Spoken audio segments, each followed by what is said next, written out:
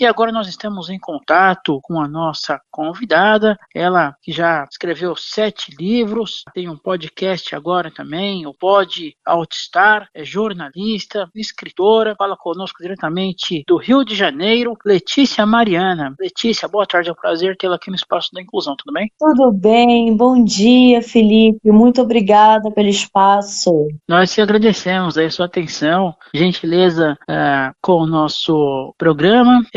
Bom, Letícia, fala um pouquinho da sua história primeiro pra gente, né? Você sempre escreveu, né? Como que aflorou em você esse desejo de escrever livros? Bem, eu comecei a escrever, eu descobri a minha paixão pela escrita aos 8 anos de idade, quando eu escrevi minha primeira poesia para o jornal O Globinho, que era o jornal infantil do Globo. E eles publicaram meu poema, meu primeiro poema, Sonho, né? Se for lá nos arquivos, até nas minhas redes sociais, tem ali o primeiro poema que eu escrevi.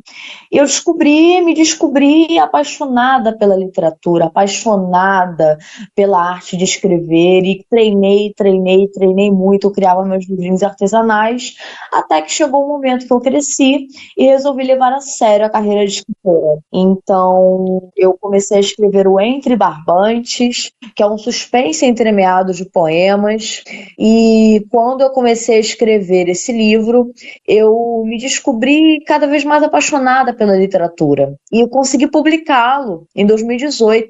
E foi uma alegria muito grande. Aí eu não parei mais de escrever, né? Comecei a escrever em outras obras de outros autores, a participar do mercado editorial de um modo geral, até chegar neste número de 7 livros. Inclusive você, esse ano, né? Você faz um também, tem um. Sim, esse ano eu estou lançando 3 novos livros e um deles vai para Angola e para Portugal. Que legal, qual é o nome?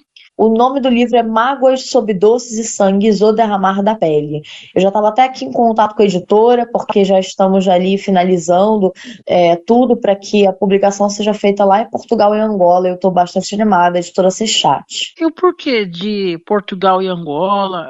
Você tem alguma ligação com esses países? Qual é o motivo? Não, eu simplesmente conheci a Diana, né, da editora há muito tempo, faz uns 4 anos ou 3 anos que eu conheci a Diana. Ela resenhou meus livros, ela leu esse livro em questão e ela gostou bastante e me convidou para publicar por lá. Você falou do Globinho, né? Que era o negócio do Globo. Isso tinha a ver com a TV Globinho, aquele programa infantil, não?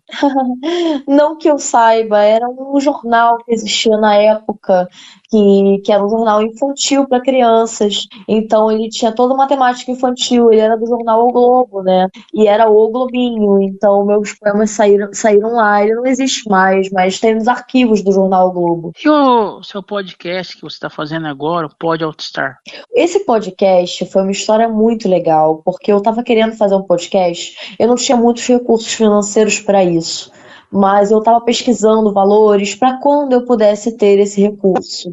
E quando eu conheci o seu Pod Studios, eles gostaram tanto do meu jornal, do meu trabalho, que me convidaram para fazer uma parceria, para que eles pudessem produzir o podcast sem que eu investisse nada. Então eu simplesmente não invisto financeiramente, mas eu ajudo com o meu trabalho, com a minha divulgação. Enfim, sou uma parceira do seu pod, com o Pod Outstar, e está sendo bem legal, assim, as pessoas estão gostando bastante do podcast, que é estilo videocast, né?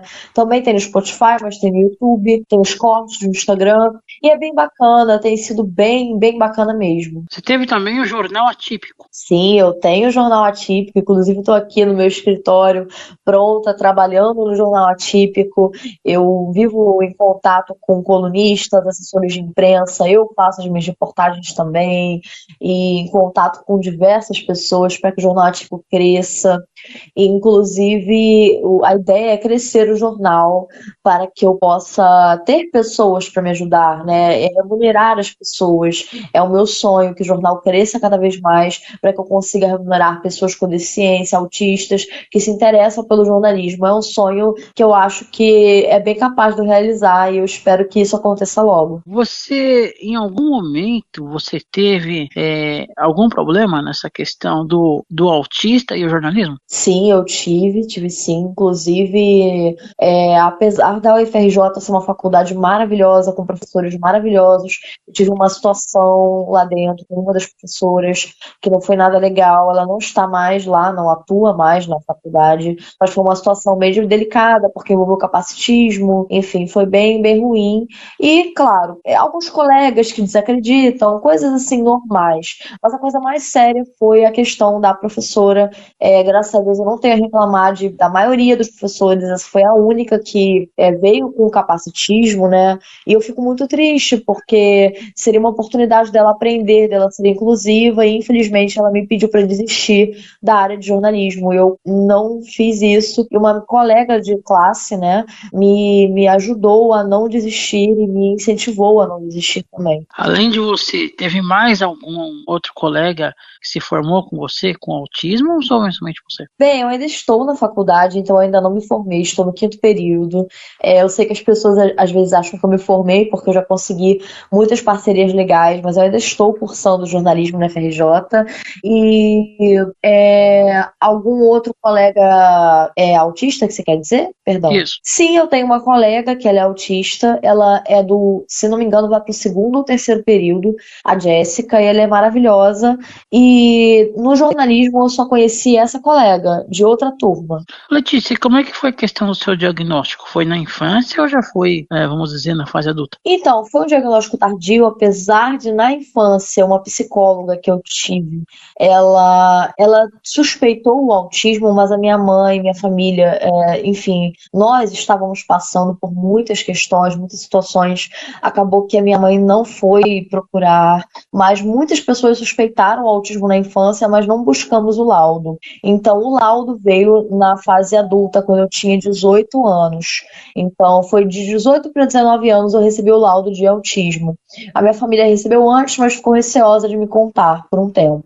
E essa questão de o receio de te contar, para você, quando você ficou sabendo, como é que foi? Foi um baque? Alguns falam que foi libertador. No seu caso, como que foi? Foi libertador, mas demorou para ser libertador. É o que eu costumo dizer. Eu fui para Ceci Guimarães, eu usei a palavra libertador e as pessoas estranharam como é que uma deficiência pode ser libertadora. Então eu vou aproveitar esse espaço para explicar, né? A libertação é você descobrir que tem um nome para o que você é. Você não é simplesmente maluco, estranho, esquisito, ou até não sabe conviver em sociedade. Tem um nome para o que você é. Você pode se conhecer melhor para evoluir, para conseguir melhorar as suas questões. O autismo não tem cura. Então, até o momento, o autismo não tem cura. Então, o que nós podemos fazer é lidar com o autismo e aprender a criar mecanismos para conviver bem com as pessoas e com a gente também. Então, foi libertador, mas demorou para ser libertador. Foi assustador no início, depois veio a libertação. Quando você diz assustador no início, assustador em que sentido? A questão de falar eu sou autista ou a forma que as pessoas conviviam com você? Então, a questão de meio que morrer uma parte de você que você sempre soube que não existia, mas alimentava aquela esperança de existir. Por exemplo, ter uma mente típica. Eu sabia que eu não tinha uma mente típica, mas eu não sabia o que era exatamente. Quando você se descobre uma pessoa com deficiência, você entende que é verdade, eu não sou como as outras pessoas. E isso assusta um pouco no início. O pessoal fala muito na questão do masking, do mascarar certas situações para estar entre os neurotípicos. No seu caso, você precisou fazer isso ou você conseguiu se adaptar normalmente? A gente sempre precisa, né? Numa entrevista de emprego, no trabalho, é muito complicado não usar o masking, né? O masking é muito complicado.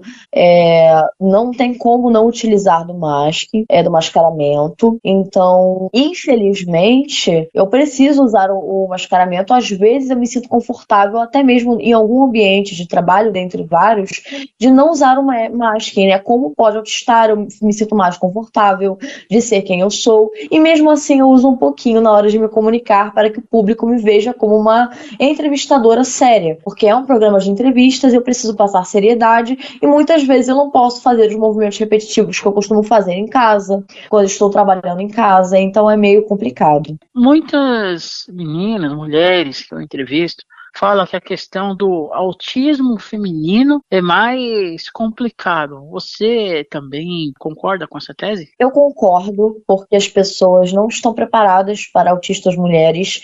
Inclusive, quando uma autista mulher se destaca, por exemplo, ela não é autista, por exemplo, as pessoas imaginam que ela esteja mentindo, mas quando é um homem se destacando, é um gênio, é uma pessoa, um guerreiro, enfim, uma pessoa muito especial, digamos assim. Quando é uma mulher autista se destacando, não tem autismo, porque antigamente acreditava-se que só meninos, homens eram autistas, e esse resquício, né, ficou um pouco, e atrapalha muito as mulheres que estão no espectro, porque é complicado tentar explicar que o autismo em mulheres ainda é diferente do autismo em homens em alguns sentidos, então algumas características vão ser diferentes, outras não, e as pessoas não estão preparadas de verdade, como não estão preparadas para receber mulheres de modo geral, não só autistas, né? E isso acontece no autismo também.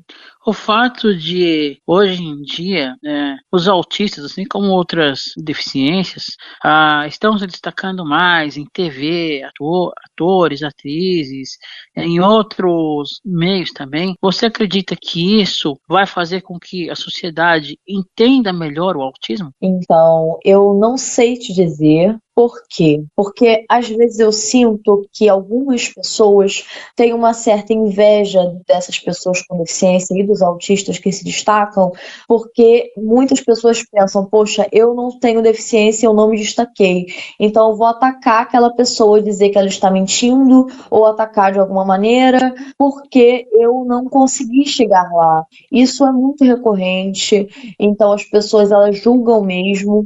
Pode ser que ajude muita gente a entender melhor, mas não todo mundo, infelizmente. Além do autismo, por você já ter escrito vários livros num curto espaço de tempo, né? Você também tem o diagnóstico de altas habilidades ou não? Então, especialistas me disseram que sim, que eu tenho altas habilidades de superação. Então, eu tive contato com uma psicóloga que me disse isso, um especialista disse isso para minha mãe. Mas acontece que os testes, eles não são baratos. Então, eu não tenho o teste em si, mas os especialistas já me disseram que é praticamente certeza. Eu quero procurar um dia fazer os testes, mas sinceramente eu não sei se eu farei isso porque eles são realmente bem carinhos mesmo e praticamente já me deram a certeza. Então eu não sei até que ponto ter o laudo, já que esse altas habilidades não é um transtorno que eu saiba, né? Ele não está no DSM que eu saiba. Se eu tiver errada, me corrija. Mas não acredito que faça alguma diferença ter esse laudo agora, mesmo que especialistas me digam que eu tenho, entende? Dentro, por exemplo, do campo universitário, você não acredita que a questão das altas habilidades, de uma certa forma, ela te ajudaria, por exemplo, em acelerar o seu rendimento, talvez os períodos que você poderia estar mais à frente? Isso, de uma certa forma, não te ajudaria? Sim, acredito que sim, poderia ajudar, sim. Eu não sei se é possível fazer isso, mas mesmo assim, como eu tenho autismo também, eu faço a faculdade no meu ritmo. Eu tenho um rendimento ótimo na faculdade, eu tiro notas ótimas, bem acima da média, graças a Deus.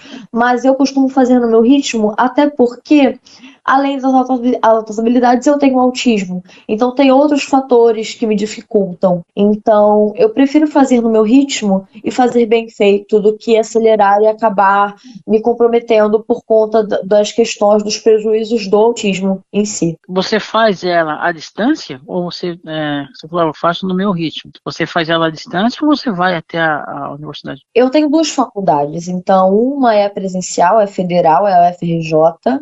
Eu faço faço presencial no campus da Praia Vermelha, uma das maiores do Brasil, tenho o maior orgulho.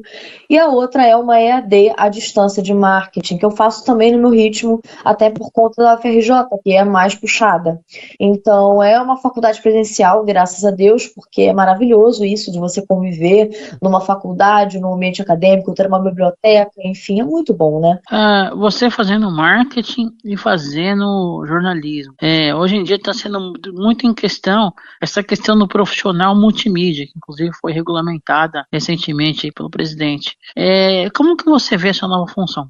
Então, eu vejo o seguinte, essa função de ser multimídia, né, é uma questão muito urgente nos dias de hoje. Infelizmente, as pessoas, elas acabam fazendo muitas coisas, enfim, e estudando diversos assuntos. O marketing e o jornalismo, eles se conversam, então, eles se conversam desde sempre, basicamente. Então, eu acho que seja bem interessante isso, mas é diferente de você ter uma profissão, por exemplo, que é muito diferente uma da outra, né?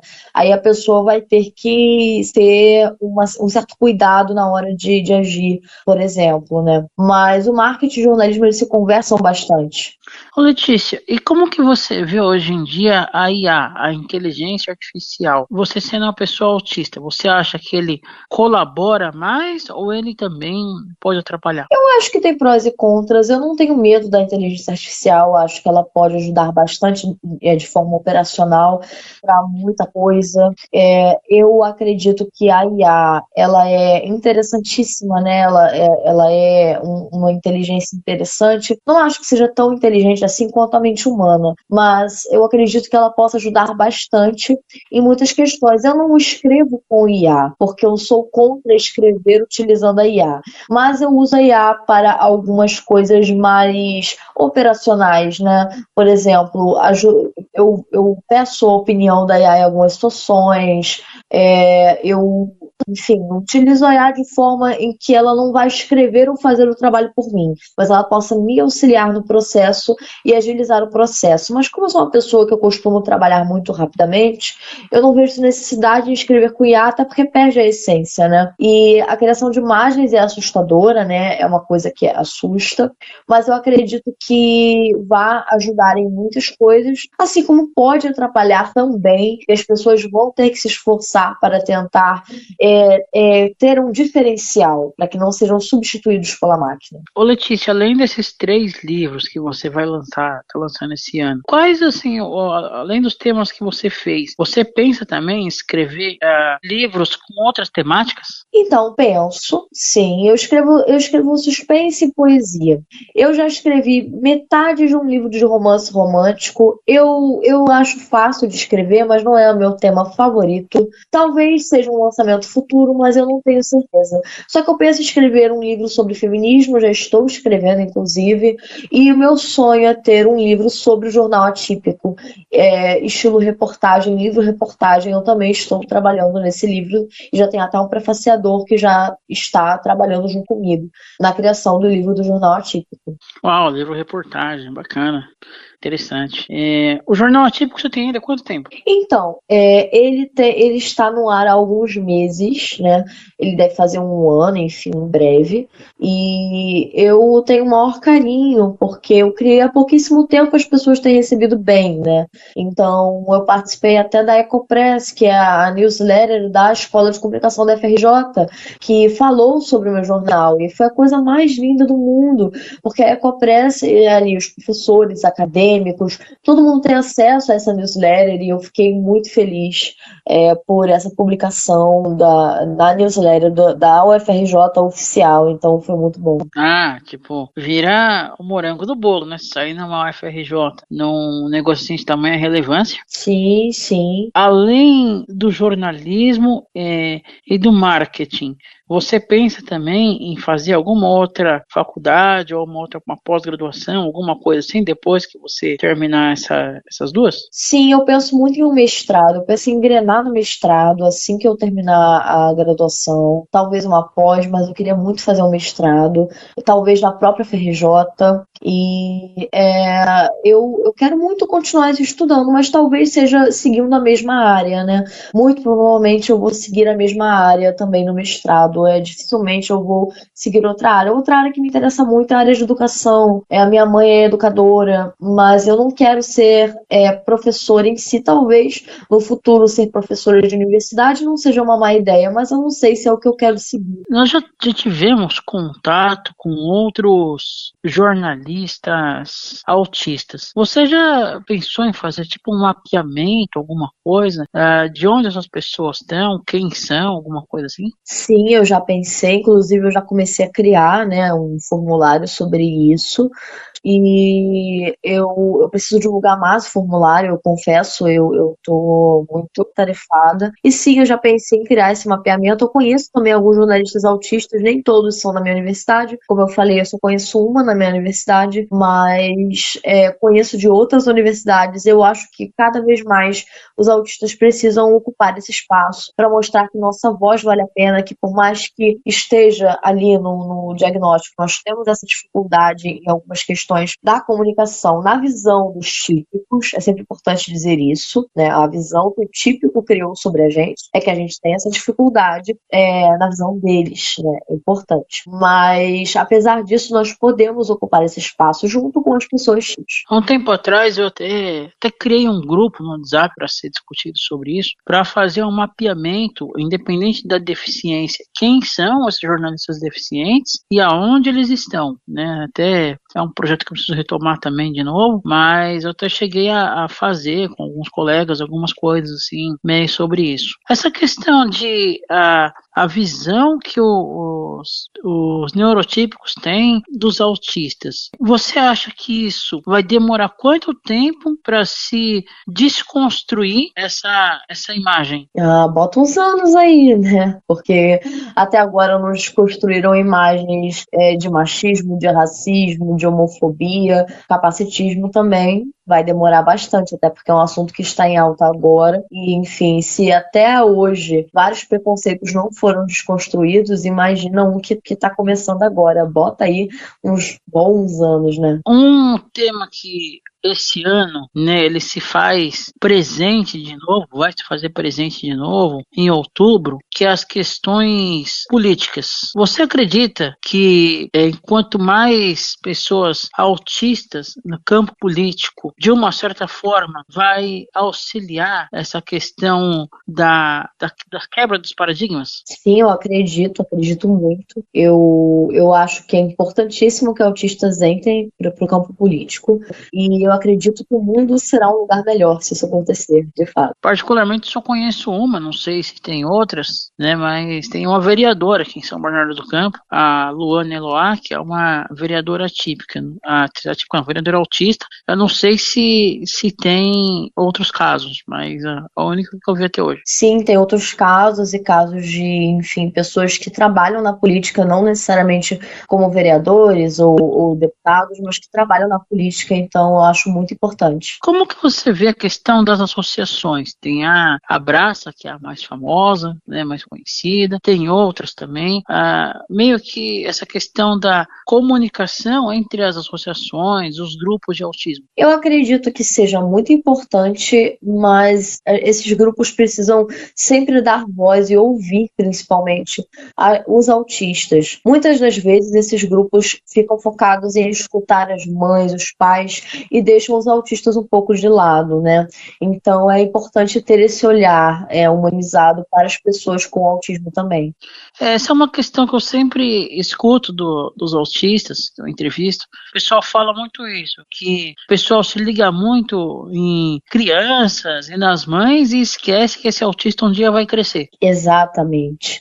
O autismo adulto ainda é muito visto como mentiroso ou como quer chamar atenção, sendo que os autistas crescem. E as pessoas às vezes acham que você faz 18 anos e some do mapa, entendeu? Parece que é isso que eu vejo, porque as pessoas não entendem que os autistas crescem. No caso da sua mãe, por ela ser educadora, você acredita que de uma certa forma, para ela foi mais, não vou dizer mais fácil, mas foi mais tranquilo lidar com a questão? Não acho que foi tranquilo para ela, na verdade, não foi tranquilo, mas eu acredito que ajudou em muitas questões, sim. Por exemplo, Na questão de entender o meu ritmo, entender que, eu demorei para aprender a ler e escrever. Sim, eu demorei.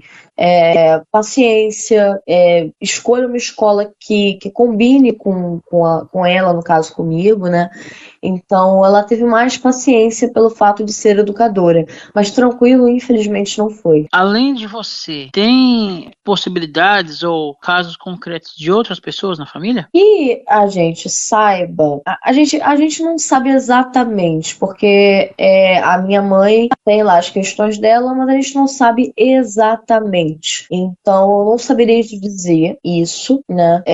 Realmente não saberia dizer, mas a gente tem umas suspeitas, mas a gente não tem como dizer com certeza tem esse caso. Não tem como comprovar ainda assim a questão. Sim, não tem como comprovar ainda, e nós sabemos de um caso, eu só não posso revelar aqui pela pessoa ser muito reservada, mas sim, fora isso, não sabemos. Você, em algum momento, sempre tem a Bienal do Livro, né? Tem em São Paulo, tem em vários outros locais também. Você já chegou a participar? Sim, já participei, não com tarde de autógrafos, mas como escritora que eu utilizo, né, o fato de ser escritora para entrar na Bienal e divulgo o meu trabalho e conheço outros autores, o que é bem legal mesmo. Além de programas, podcasts dessa área de inclusão, como é que está sendo recebidos seus livros nas rádios e jornais aí do Rio? É muito legal, muito gratificante, sabe? É bem bacana mesmo. É uma sensação única para o escritor e eu gosto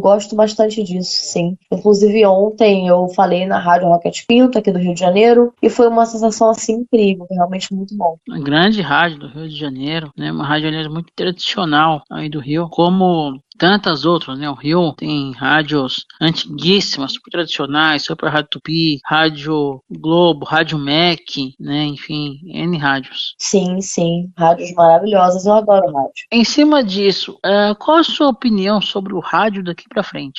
Eu acredito que o rádio vai se reinventar, como ele sempre se reinventou, e acredito que até tenha mais espaço, porque por conta dessa onda de podcasts, né, a rádio ela criou mais oportunidades para a rádio, né? Eu acredito que ela possa se reinventar e, enfim, e funcionar como sempre funcionou e até melhor. O rádio ele sempre se reinventa, né? Todo mundo, o rádio vai morrer, o rádio acaba sempre se refazendo, se reconstruindo e sempre tá aí, né? Nunca veio a TV, todo mundo, o rádio vai morrer, o rádio não morreu coisa nenhuma. É verdade. Além da área jornalística, você já fez teatro, alguma outra coisa assim também, até mesmo no começo para ajudar na comunicação, algo assim? Sim, é uma pergunta muito interessante. Eu já fiz teatro sim na infância, foi uma experiência muito legal. Eu não tinha muitos amigos, inclusive era até zoada na época, mas foi uma experiência muito bacana. Eu gostei muito de fazer teatro, né? E foi lá na Ilha do Governador, onde eu morava na infância, e foi bem legal, bem bacana mesmo. Eu gosto de teatro, voltaria se possível, mais para extravasar as emoções, mas no momento realmente não dá. Inclusive, né, nós temos uma pessoa, talvez você conheça, né, o Pedro Alcântara, que ele também fez teatro e hoje é dublador, né, um dublador autista bastante conhecido. Confesso que não conheço, mas agora eu vou procurar saber. É uma carreira bem interessante, nós entrevistamos alguns alguns anos atrás, né? Bem bacana também. É uma área também que o pessoal meio que gosta bastante. E nessa casa do teatro, você percebeu uma evolução em você, do tempo que você fez até quando você... Sim, eu percebi, eu aprendi a lidar melhor com minhas emoções, a extravasar de outras formas. E eu percebi sim, foi uma coisa bem bacana fazer teatro na época. Eu tinha 9 para 10 anos, não fiz muito tempo de teatro, fiz 1 ano, 2, mas foi bem bacana. Você até comentou no começo da entrevista, né, a questão dos movimentos, enfim. Como que é para você lidar com as estereotipias? Eu lido bem, porque eu me sinto confortável, né, comigo mesma nesse sentido, não vejo como algo estranho, mas eu sei que nem todo mundo vê assim. Então, às vezes, em público eu me controlo um pouco mais. É complicado fazer em público em tempo integral. Geralmente eu faço em certos momentos que não dá para evitar. Aí, quando você está sozinha, por exemplo, aí você acaba... Ah, bastante. Eu ando pela casa também. Oi? Também ando pela casa, ando em círculos, bastante também. Essa questão de andar em círculos, mas aí você não fica com tontura? Não fica... Ah, não sinto não, eu tô tão acostumada. Geralmente, é mais de uma estereotipia ou não? Depende da pessoa autista, né? Depende bastante. Então eu costumo andar, né? Eu andar em círculos. Geralmente eu bato a perna quando eu estou um pouquinho mais agitada e também faço movimentos, né, com a mão, né? De bater a mão geralmente. E quando eu não entendia muito bem, por exemplo, quando eu não fazia, mas eu não queria demonstrar que eu estava fazendo, eu acabava gesticulando, balançando muitas mãos. E aí, mesmo assim, reparavam que estava muito diferente, né, do que eu costumo fazer. E aí, então, eu descobri que sim, era uma estereotipia também, e enfim. Alguns autistas, claro, nem todos, fazem uso também do cão de assistência. Em algum momento você já cogitou utilizar esse recurso? Nunca cogitei, eu tinha muito medo de cão quando era criança, né? Eu tinha medo dos cães, né? Então eu nunca cogitei isso. Eu tenho uma gatinha, na verdade. Eu não sou muito de cão, eu acho fofo, mas eu não é meu animal preferido. Eu prefiro gatos, então eu tenho uma gatinha. Então no meu caso, não. É a gata de assistência, então. Nem sabia que Apoio existia. emocional. É, um apoio emocional bastante. Hoje em dia, você reside sozinha? Como que sua vida extra jornalismo? A minha vida mudou bastante porque eu me casei com um rapaz que também é neurodivergente.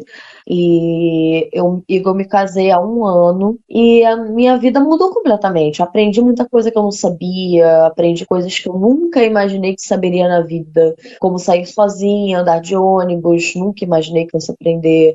Cozinhar também, nunca imaginei que fosse aprender a cozinhar. Eu cozinho básico, mas já ajuda bastante. Eu nunca imaginei que isso fosse possível na minha vida.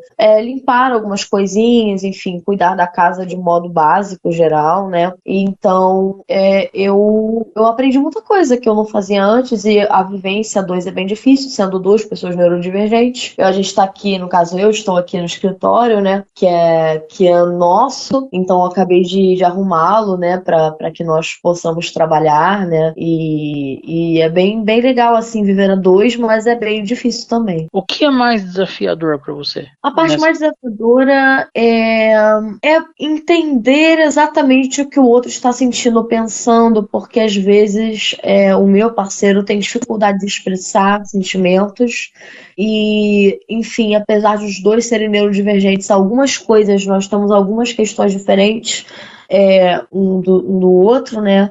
Então é um pouco complicado, mas essa seria a parte mais difícil do diálogo, da comunicação entre a gente. É meio difícil de vocês, assim, meio que se comunicarem, saber o que o outro tá pensando, seria mais ou menos assim. Pois é, porque a gente se comunica muito, falando sobre coisas assim, aqueles papos cabeça, né?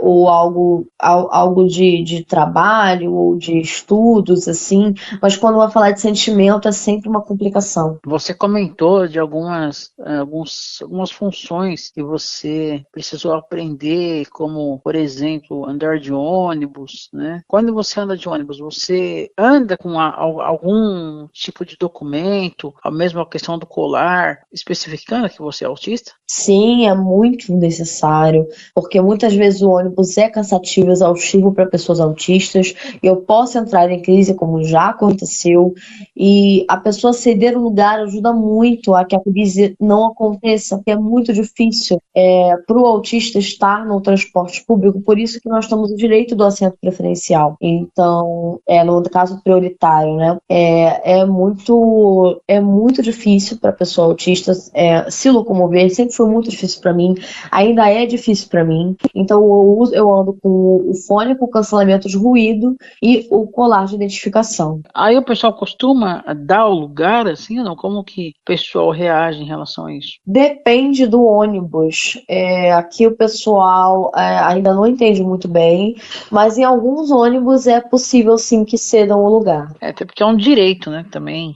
Pena que nem todo mundo entende assim. E a questão do cozinhar, você citou também a questão do cozinhar, né? Eu queria que você falasse quais foram as suas principais dificuldades em relação a isso. A principal dificuldade foi, primeiro, aprender, né, a cozinhar, né? E o tempo de cozimento é a minha dificuldade até hoje, então é muito complicado para a pessoa autista isso. Mas o legal é a previsibilidade, né? Aprender coisas sendo autista é um pouco complicado, mas a previsibilidade de uma receita, por exemplo, é um fator bom. Agora, o tempo de cozimento já é uma coisa mais difícil, enfim. É um pouco mais. Você acredita que no seu caso, ao invés de serviços assim, vamos dizer, de casa, você se identifica melhor, se sai melhor com, igual no seu caso, de escrever livros, a área jornalística, ao invés do serviço do dia a dia? Com certeza. Tarefas domésticas não servem para mim. Eu faço porque eu sou obrigada, né, pelo dia a dia, né, porque não tem como. A gente tem que cozinhar para comer, a gente tem que limpar uma coisa ou outra. Mas com certeza, se eu pudesse, eu não faria, porque não serve para mim realmente.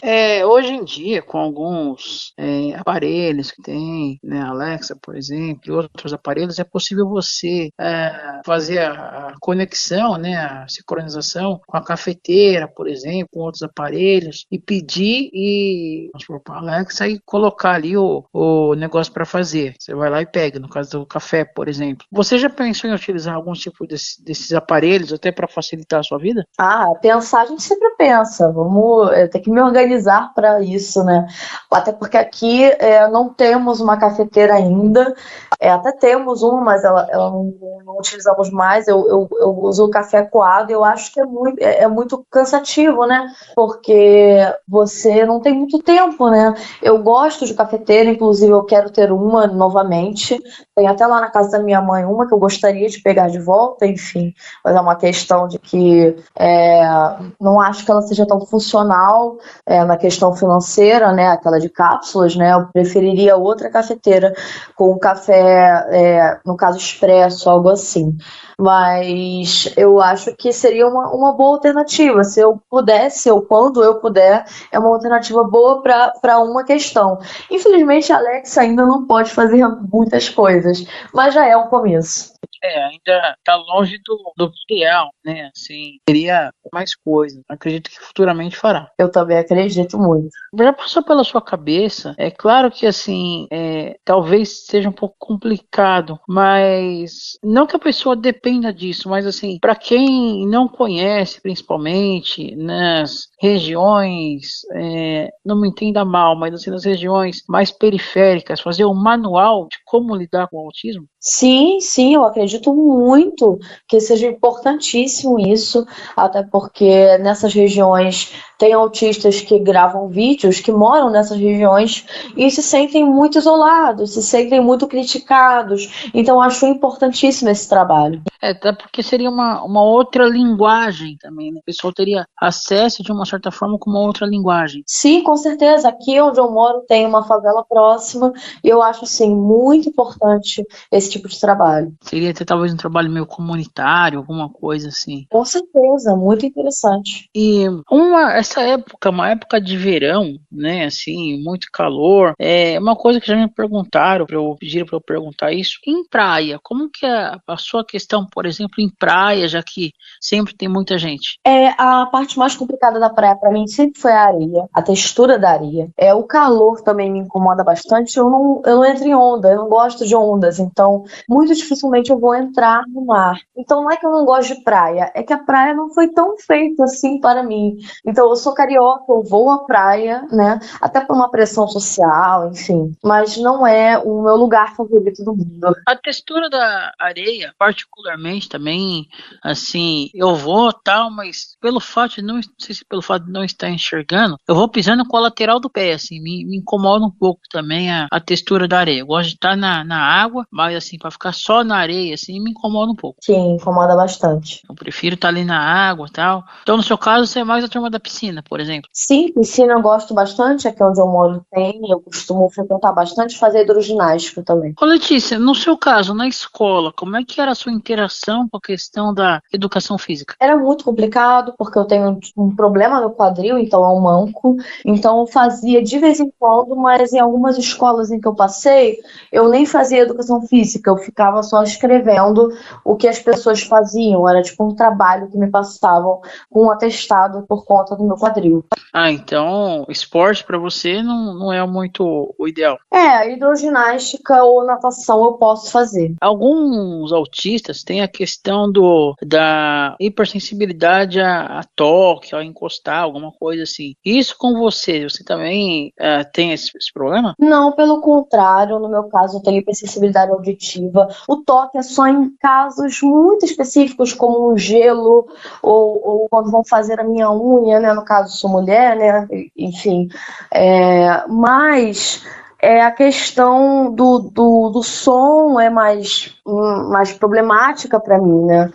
Do que o toque. O toque me regula bastante. Nossa, então o som. Você morando no Rio, em época de carnaval, por exemplo, você sofreu bastante. Sofro bastante, inclusive quando a minha família ia pro carnaval. Eu não entrava na muvuca, né? A gente ficava bem escondido e eu não gostava nem um pouco. Carnaval, final de ano, né? Réveillon, deve ser tanto aí no Rio, que é um lugar que geralmente tem bastante shows, bastante. Agora fogos já não tá podendo mais muito, né? Fizeram algumas leis aí para evitar fogos com ruído, né? Então, o pessoal vai estar respeitando isso? Não, aqui na região que eu moro atualmente não respeitaram não. É uma pena, né? Tentaram até fazer umas campanhas em relação a isso, para não só a questão do autismo, a questão dos animais também, que se incomoda bastante, mas realmente nem sempre o povo aceita isso, né? Aceita respeitar essas questões. Ô Letícia, você tem contato, além dessa questão que você citou de Portugal e Angola, da questão do livro, você tem contato com autistas de outros países também?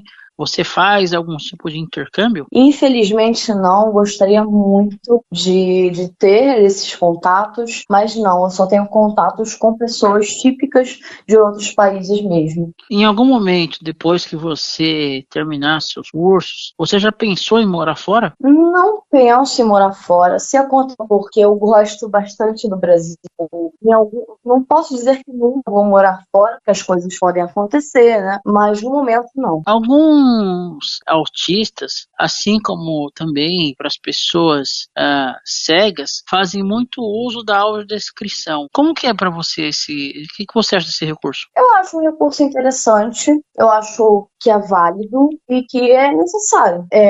Eu acho muito importante, sim. Pena que, assim, apesar de já ter novelas, filmes, mas ainda tem coisas que ainda precisam ser implantadas, né? A audiodescrição. Por exemplo, em jogos, em alguns esportes, também outros esportes também, ainda não tem, né? Que é uma coisa que ainda precisaria ser implantada. Com certeza. Ô Letícia, como que você vê a questão de filmes? Filmes com pessoas autistas. Você acha que tem mais o lado positivo ou mais o lado negativo? Eu acredito que ainda precisa melhorar bastante, né? Depende dos filmes, por exemplo, filmes com histórias de autistas que existiram costumam ser mais realistas, por serem histórias reais, que realmente aconteceram, mas os personagens muitas vezes deixam a desejar, com raras exceções. E o bom seria se quem estivesse fazendo o filme sempre fosse, né, em vez de colocar alguém para fazer um autista, se a pessoa fosse um autista. Também acredito nisso. Acho muito importante que exista um ator, uma atriz, né, que possa fazer esse papel que já seja autista.